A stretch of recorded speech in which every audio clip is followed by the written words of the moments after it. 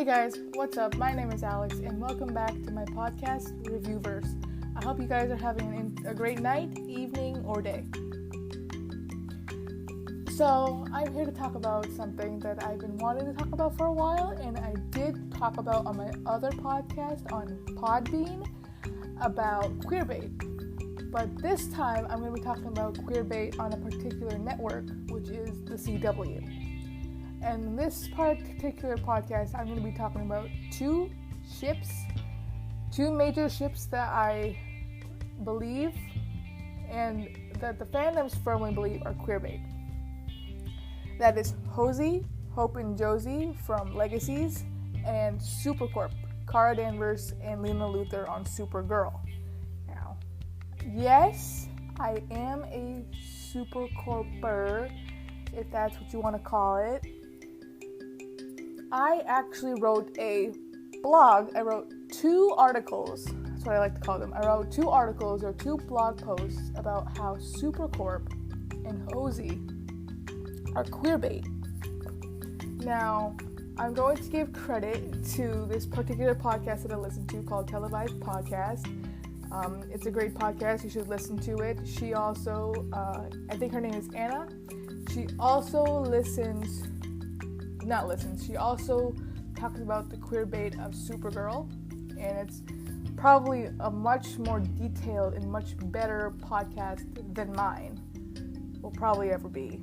But props to her for giving me some of my own points that I can kind of bounce back into my own podcast. So the first pointer, let's talk about what Queerbait is.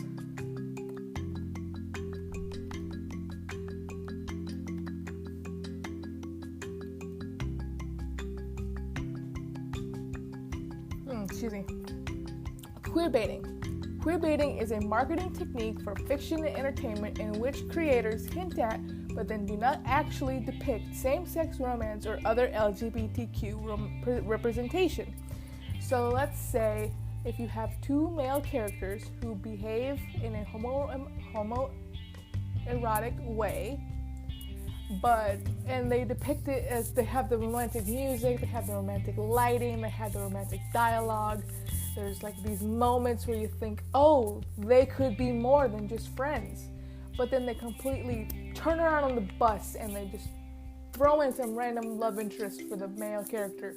And the other male character is crushed, but it's okay because they're just friends. That is Queerbait. That's the best way I can explain Queerbait. So I'm going to just simply read. I'm not going to read word for word my articles, obviously.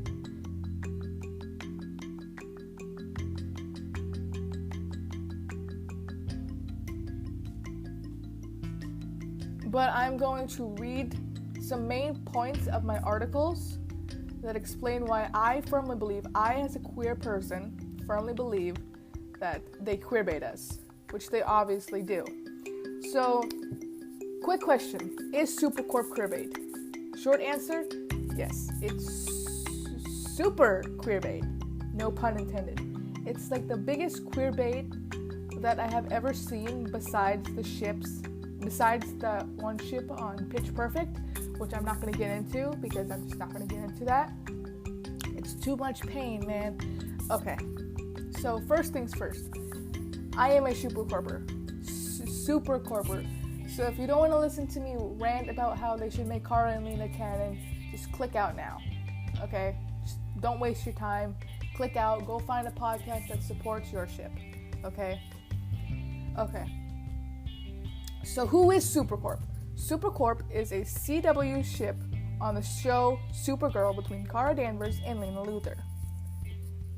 What is Supercorp? Supercorp is a pair seen as nothing more than friends, though they hint at it being so much more, and they have so much potential. And with the fact that Supergirl is ending in 2021, they can make a canon and they can create a revolution. They can break Twitter. It would be phenomenal. But let's get into that in a little bit. So, how does Supercorp constitute as Queerbait, and does it actually constitute as Queerbait? Yes, it does 100% constitute as queerbait. There's so much I could say, but I just want to say, first of all, that this has been going on for 3 to 4 years. The show is ending next year. You might as well just outright say it. It's not happening. If you do not want people to accuse you of queerbaiting, that's simple, right?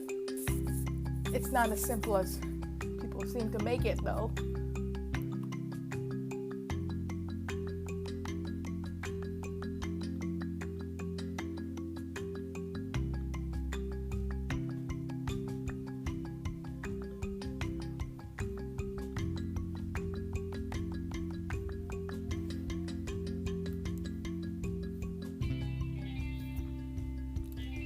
Okay, so like any superhero show, you have the heroine or the hero, which is Kara, and then you have the best friend or the love interest or the quote-quote sidekick or the quote-quote partner, and that is Lena. Now, Kara keeps her secret from Lena because she wants to protect her.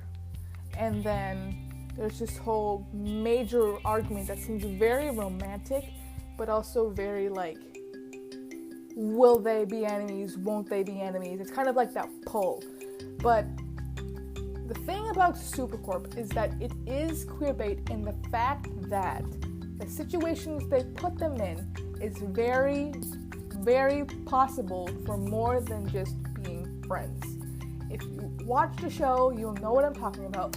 First, Lena buys Kara Catco, which is $1 million company because Kara does not want to work for Morgan Edge. Who buys their best friend a company because they don't want to work for a toxic man? Nobody.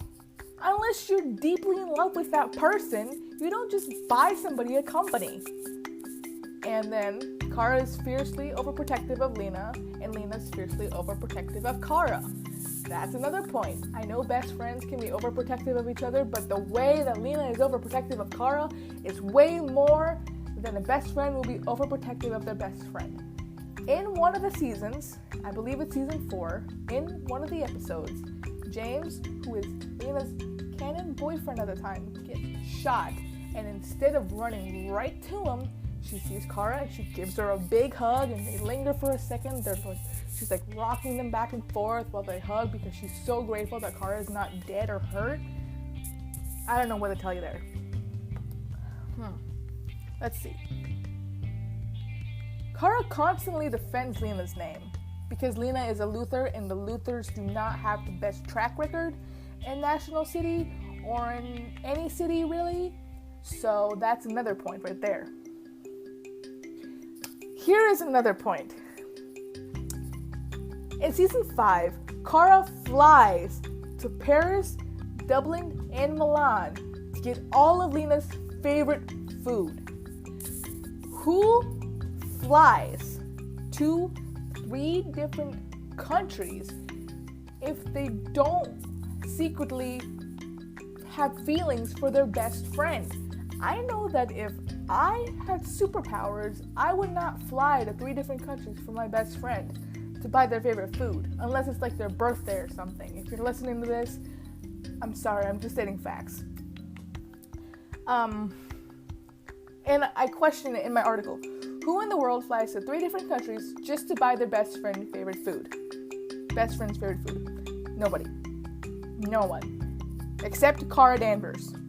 And what's funny is in the same season, this is a point I took from Televised Podcast, in the same season, Nia gets told by Kara because Brainy gives Nia all this food that maybe food is a love language of Brainy's. Hello? And in the past season, I believe it's a deleted scene, I'm not so sure.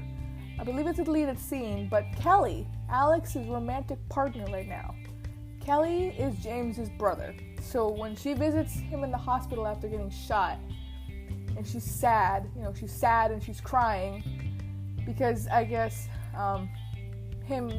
it's really bad, like him getting shot in the spine was really bad. Alex gives Kelly like some kind of pudding, or it's like some kind of tapioca pudding or something, and she gives it to Kelly, and Kelly like laughs and kind of wipes her tears away, and there's this moment between them. It's like food is an essential love language between the two of them. I mean, okay, I usually don't talk about this ship because I don't like it very much, but even when Kara was with Mon-El, after they discover that the dad is like a bad guy, or like not a bad guy, the dad is like not a super saint, he brings her pot stickers. Like, food is a love language in the show, except for two women, apparently, who are not Alex and Lena. I mean, Alex and Kelly. So, there's that point. Now we have the 100th episode that I want to talk about, because that 100th episode was like the best episode that Supergirl probably pumped out. So, besides the entire season 1 and season 4. Okay. In the 100th episode, Kara re-meets Mixie. We're just going to call him Mixie. And Kara re-meets with Mixie. And Mixie is, Mixie is Mixie. Mixie is like this time-traveling, this time-converting imp guy. And he gives Kara the chance to tell Lena in a way that Lena won't hate her.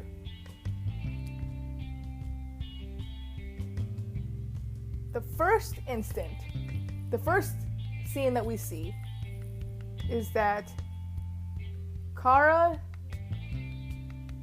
tells Lena that she's Supergirl before Mercy attacks, and Lena's upset. Lena's hurt by it, so she goes to visit Sam.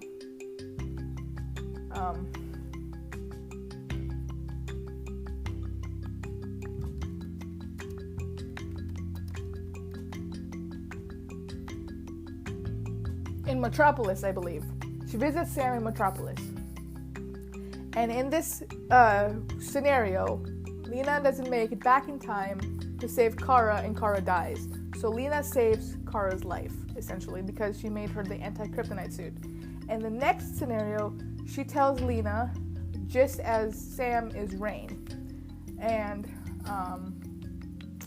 Lena's mad, Lena's upset. So her and Mon-El fight Sam, and then Lena like figures out a way to save Kara and save Sam and save everyone without kryptonite, and then Lena dies. So that's like a big boo. And so that's not a good scenario either. And then there's a scenario where Kara tells Lena when they first become friends, and that like sets off this whole big explosion in the world where, a Kryptonian paired with a Luthor created a revolution. So in season 5, and this scenario is like they're married or whatever, basically. Like, I see it as they're married. Don't come for me. But yeah. Now, the unfortunate thing is that Kara reveals her secret because Ben Lockwood kidnaps Lena. And so everyone dies. Like, Ben Lockwood's people kills Alex, Kelly, Brainy, Nia, like kills everybody that Kara holds dear and near to her heart. They even kill Cat Grant, which, not cool. So then Kara decides, what if I never met Lena? And she gets sent into this world where Lena is evil, which technically means that meeting Kara brought some good out of Lena. Like, meeting Kara brought the best goodness, that's not a word that I can use in this particular sentence, but brings the most good out of Lena, besides Lena not wanting to be another Luthor. So, yeah. Let's see, what else did I write? Okay, the comparisons. Let's talk about Lena and Kara, and Kara not wanting to go on a date with William because of how things turned out with Lena. Like, dude, I don't know about you, but if I liked somebody and they ask me out, and I say no because I'm worried about what would happen because my best friend and I had a falling out, that would seem like I'm in love with my best friend, and probably not a good idea to go out with him if you're in love with your best friend. So that's one of the points. There's also comparisons, like in The Flash, Iris tells Barry that he's her hero. In Supergirl, Lena tells Kara that she's her hero. There's one instance where Kara is like carrying Lena and a bunch of like chemicals over like this river or like the ocean or something, and Kara and Lena tells Supergirl or Kara to let her go, but Kara's like, no, never. And there's another instance in Arrow where Felicity is like being held in the same position by Oliver, and she's like, oh, let me go, and Oliver's like, no. So why is it, oh my gosh, let's not forget the bridal carries. Like, the way she carried Kelly is completely different from the way she carried Lena. The color schemes, red and blue, the music, the dialogue, basically everything screams romantic, but everything also screams queerbait. Now let's talk about Hope and Josie. Hope Michelson and Josie Saltzman from Legacies. I also wrote an article regarding that show. And this article, though, it got like a ton of views, which is amazing. Thank you guys for the 301 reads that my article got.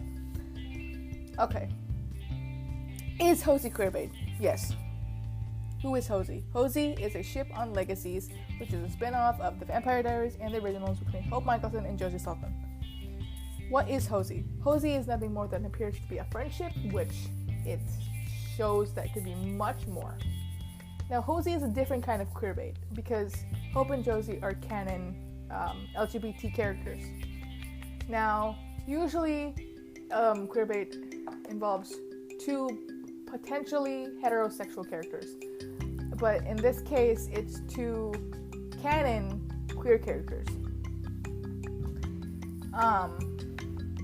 So let's see. Hope and Josie are canon queer. That's one tick that they should make it canon. Another tick is that Hope had a crush on Josie and Josie had a crush on Hope.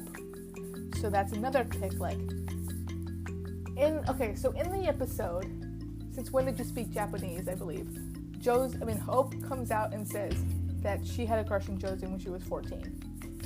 And the thing is that why would you choose to bring that up if you're in love with another person? Like, you could bring up any other secret to possibly get rid of a secret-telling monster, and you choose that one.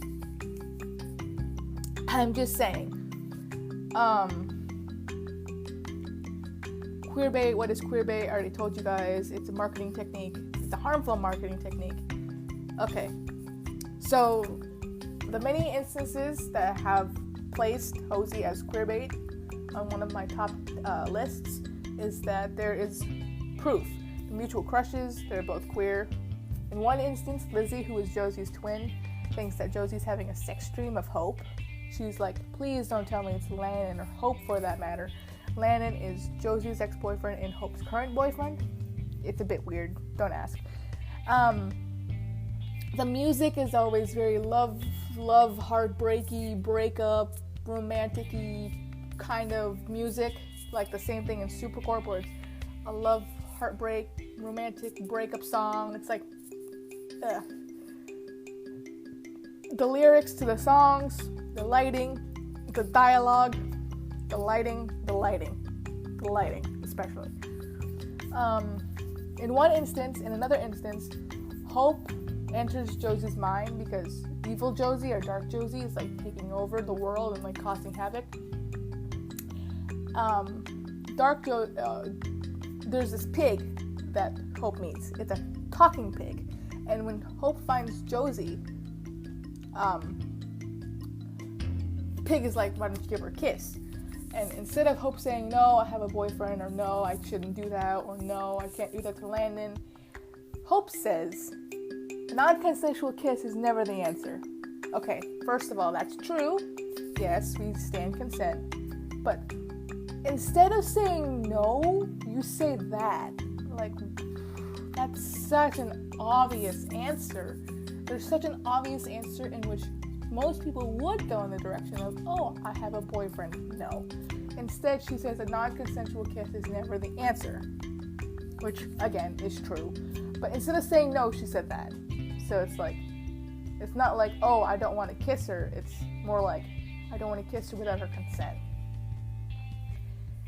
Another instance, also, the pig was actually Josie in disguise. So Josie is the one telling Hope to kiss her. Just saying. Another instance is when Josie's dark, Hope is willing to fight for her. Like, she's constantly worried about her. Like in the birthday episode, Life is So Much Easier When I Only Cared About Myself, I believe that's the title. Hope sends Josie's father and Caleb into this like simulation box because they want to like not take it easy on Josie. And she's like as soon as they mention possibly hurting her or possibly like gunning her down or like bow crossing her or something, she just whips her hand around and it's like, into the box you go. That's what happened.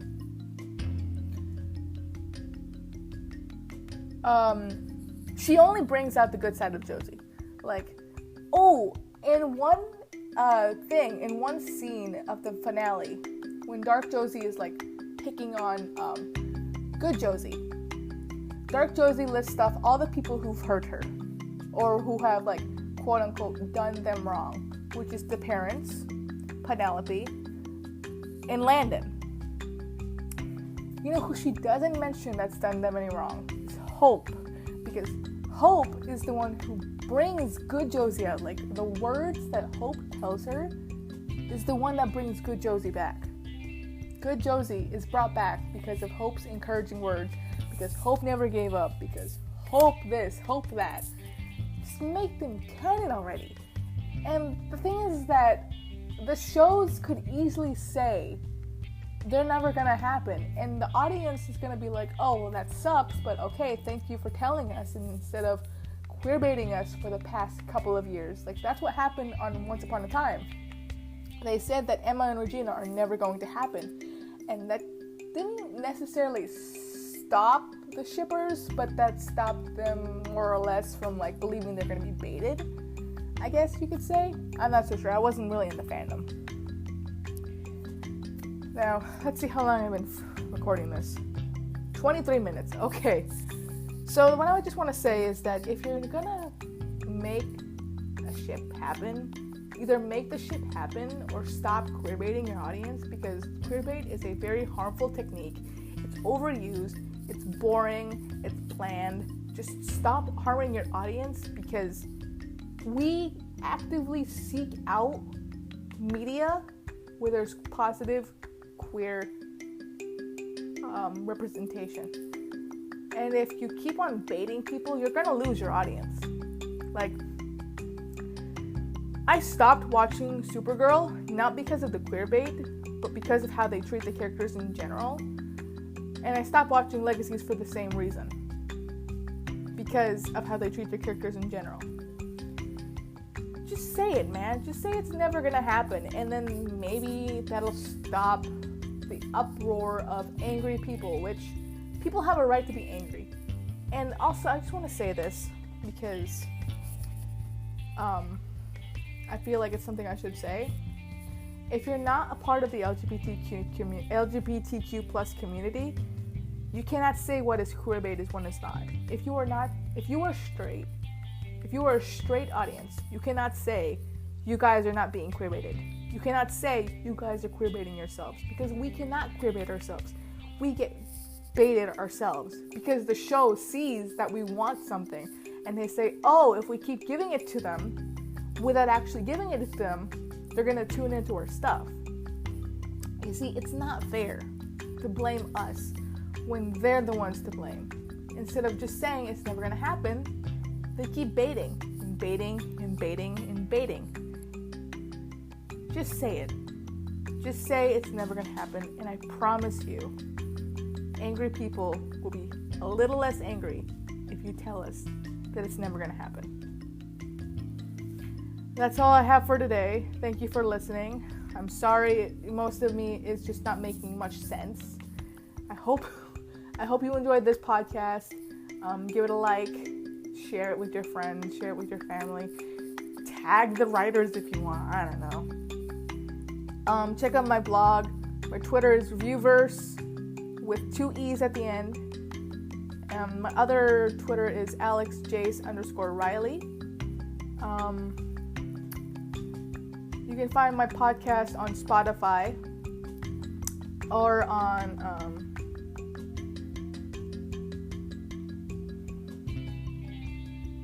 I'm gonna try and get my podcast up on Google, not on Google, up on trying to get my podcast up on Apple Music, on Apple Podcast, so you can listen to it on there too. So yeah, thanks for listening. Have a great night. Have a great evening or morning. Drink lots of water. Wear a mask. Stay home if you can. I'm gonna try and get this podcast on YouTube too. I don't know how I'm gonna do that, but I'll figure it out. Yeah, that's it basically. I don't know what else to say to y'all, but drink water, wear a mask, stay home if you can. LGBTQ plus rights matter. Black Lives Matter. If you can donate to the Black Lives campaign, please do so. Sign petitions because Black lives do matter. Okay, that's all. Bye, guys.